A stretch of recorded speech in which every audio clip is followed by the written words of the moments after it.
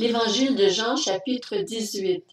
Après avoir dit ces paroles, Jésus alla avec ses disciples de l'autre côté du torrent de Cédron, où se trouvait un jardin. Il y entra, lui et ses disciples. Judas, celui qui le trahissait, connaissait aussi l'endroit parce que Jésus et ses disciples s'y étaient souvent réunis. Judas prit donc la troupe de soldats romains ainsi que des gardes envoyés par les chefs des prêtres et les pharisiens, et il s'y rendit avec des lanternes, des torches et des armes. Jésus, qui savait tout ce qui devait lui arriver, s'avança alors et leur dit: « Qui cherchez-vous? » Ils lui répondirent: « Jésus de Nazareth. » Jésus leur dit: « C'est moi. » Judas, celui qui le trahissait, était avec eux. Lorsque Jésus leur dit: « C'est moi », ils reculèrent et tombèrent par terre. Il leur demanda de nouveau: « Qui cherchez-vous? » Ils dirent: « Jésus de Nazareth. » Jésus répondit: « Je vous ai dit que c'est moi. Si donc c'est moi que vous cherchez, laissez partir ceux-ci. » Il dit cela afin que s'accomplisse la parole qu'il avait prononcée: « Je n'ai perdu aucun de ceux que tu m'as donnés. » Alors Simon-Pierre, qui avait une épée, la tira, frappa le serviteur du grand prêtre et lui coupa l'oreille droite. Ce serviteur s'appelait Malchus. Jésus dit à Pierre: « Remets ton épée dans son fourreau. Ne boirai-je pas la coupe que le Père m'a donnée à boire? » La troupe, le commandant et les gardes des Juifs s'emparèrent alors de Jésus et l'attachèrent. Ils l'emmenèrent d'abord chez Anne, car il était le beau-père de Caïphe qui était grand prêtre cette année-là.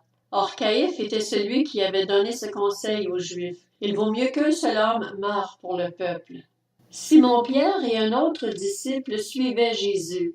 Ce disciple était connu du grand prêtre, et il entra avec Jésus dans la cour de la maison du grand prêtre, tandis que Pierre restait dehors près de la porte. Alors l'autre disciple, qui était connu du grand prêtre, sortit, parla à la femme qui gardait la porte et fit entrer Pierre. La servante qui gardait la porte dit à Pierre: « Ne fais-tu pas partie, toi aussi, des disciples de cet homme? » Il répliqua: « Je n'en fais pas partie. » Les serviteurs et les gardes qui étaient là avaient allumé un feu de braise pour se réchauffer, car il faisait froid. Pierre se tenait avec eux et se chauffait aussi. Le grand prêtre interrogea Jésus sur ses disciples et sur son enseignement. Jésus lui répondit: « J'ai parlé ouvertement à tout le monde. J'ai toujours enseigné dans les synagogues et dans le temple, où les Juifs se réunissent constamment, et je n'ai rien dit en secret. Pourquoi m'interroges-tu? Interroge ceux qui m'ont entendu sur ce que je leur ai dit. Ils savent, eux, ce que j'ai dit. » À ces mots, un des gardes qui se trouvait là donna une gifle à Jésus en disant: « C'est ainsi que tu réponds au grand prêtre? » Jésus lui dit: « Si j'ai mal parlé, explique-moi ce que j'ai dit de mal. Et si j'ai bien parlé, pourquoi me frappes-tu? » Alors Anne l'envoya attacher à Caïphe le grand prêtre. Simon-Pierre était là et se chauffait. On lui dit: « Ne fais-tu pas partie, toi aussi, de ses disciples? » Il le nia et dit: « Je n'en fais pas partie. » Un des serviteurs du grand prêtre, un parent de celui à qui Pierre avait coupé l'oreille, dit: « Ne t'ai-je pas vu avec lui dans le jardin? » Pierre le nia de nouveau. Et aussitôt un coq chanta. De chez Caïphe, ils conduisirent Jésus au prétoire. C'était le matin. Ils n'entrèrent pas eux-mêmes dans le prétoire, afin de ne pas se souiller et de pouvoir manger le repas de la Pâque.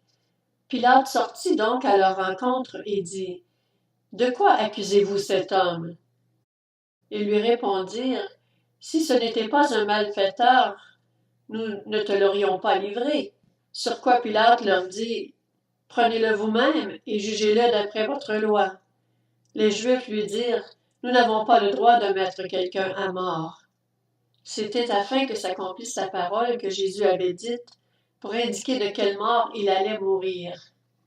Pilate rentra dans le prétoire, appela Jésus et lui dit: « Es-tu le roi des Juifs? » Jésus lui répondit: « Est-ce de toi-même que tu dis cela, ou d'autres te l'ont-ils dit de moi? » Pilate répondit: « Suis-je un Juif, moi? Ta nation et les chefs des prêtres t'ont livré à moi. Qu'as-tu fait? » Jésus répondit: « Mon royaume n'est pas de ce monde. Si mon royaume était de ce monde, mes serviteurs auraient combattu pour moi, afin que je ne sois pas livré aux Juifs. Mais en réalité, mon royaume n'est pas d'ici-bas. Pilate lui dit, Tu es donc roi? Jésus répondit, Tu le dis, je suis roi. Si je suis né et si je suis venu dans le monde, c'est pour rendre témoignage à la vérité. Toute personne qui est de la vérité écoute ma voix.